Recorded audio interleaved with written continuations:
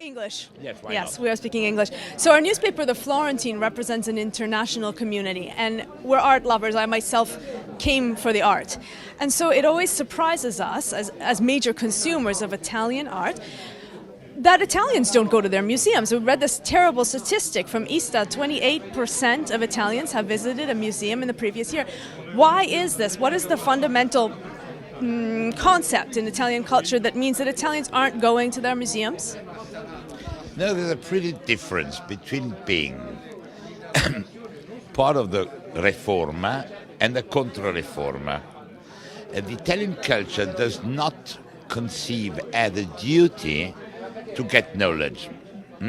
And the idea that somebody has to know is, in a certain way, left to a little part of the society. The Italian society is very happy to know that 5% of the Italians are instructed. And the remaining part comes after it, accepting it, because the relation is between the one who plays the priest role and the one who plays the role to believe what the priest is saying. That makes a great difference. And if you don't think about that, the idea of reformation cannot be accepted. It is the idea of reformation that, in a certain way, brings every man as a chief of his family to assume the role to build up an own opinion about things. That's why you have a culture which is much more transversal in the northern world. I'm not talking only about the American world. British world is in a sort of a half and half, because England has never been reformated. America is reformated, Germany is reformated. England stays in a middle role where you go to the museum because you have to do something in the afternoon. You cannot waste your time. It is a different. It is not related to an idea of duty, but it is related to an idea of having a good time. In England, you go to the museum not to look at it completely. You watch 2 or 3 things, and you go out again. It is a completely different behavior. But the American behavior, the German behavior, is a behavior of duty, facing culture. The Italians don't care. They're happy to know they have it. They tell you, yes, we are those who have got 70% of culture goods, whatever, which isn't true at all, because it was maybe more or less true in 1905, in a time in which, obviously, we did not put in the account the value of the Taj Mahal and not even the paintings of Monet. By that time, in the world of Fondi Oro, Italy had 70% or 90%, doesn't matter. Today it is not true anymore. But the Italians are happy to say it. And that gives them the impression that the conscience is okay, and they don't care to go to the museums at all. So do we want to fix that problem? I mean, it looks like you, as probably the most popularizing TV personality who speaks about art, do you have a plan to get people into museums, to get Italians to love their art? No, not at all. My plan is to talk to that 5% of population. That 5% of population is a great quantity of people. There are 3 million people in Italy. I do know perfectly that I'm never going to be able to involve more than 5, maybe 8%. We are never going to touch the attention of half of the population. To go into that direction, you have to play with politics, with variety on TV, or with soccer. Do you think that there's something that we can do? For example, I know that you have a campaign to save Italy, and actually as an international newspaper, Yes. we're interested to know what we could do, because I know it's an international campaign to raise awareness.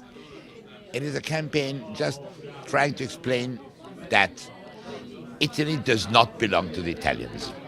First point. And the country is much too important to be only related to the Italian present government. If there is a place where the idea of Europe was born, is a place where the languages of Europe were born, Latinity, a place in which not only the spoken languages but the visual languages, a part of music was born, that's Italy. What I say seems to be rather rude, but I'm convinced that Italy does not belong only to the Italians. Pompeii does not belong to Napoli. It is a nonsense. Pompeii belongs to everybody who studies Latin in Oxford, in Cambridge, in the same way in Louvain or in Tübingen. It does not belong to those who are trying to sell oranges to the tourists in front of Pompeii. That's the real new message we have to send. And if it is like that, Italy has to be saved by international community, not by itself. We hope to do that. We try to do it. One final question. Do you think that digital, I know that you've written about this as well, can we do something from a digital perspective, whether it be social media or blogging or technology in the museum, to try to recapture some of that lost public and save Italy's culture and museums? I guess we have to invent another world in the museum, for museums in the internet. Another way of communicating, which is already happening. You can watch all over the history of art playing with the internet.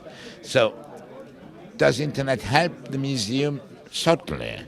Does internet try to be in concurrency with the museum?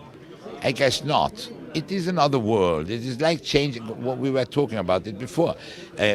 Crossing the world between the handwritten book of the 15th century and what is happening in Europe after Gutenberg. The world is changing, and in that sense, one world is going to help the other one.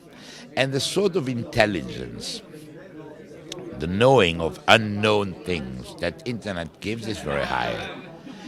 We are building up a new mentality in studying, in young generations, in crossing informations, and the museum is that part of reality which is necessary to give life to the virtual part, which is internet.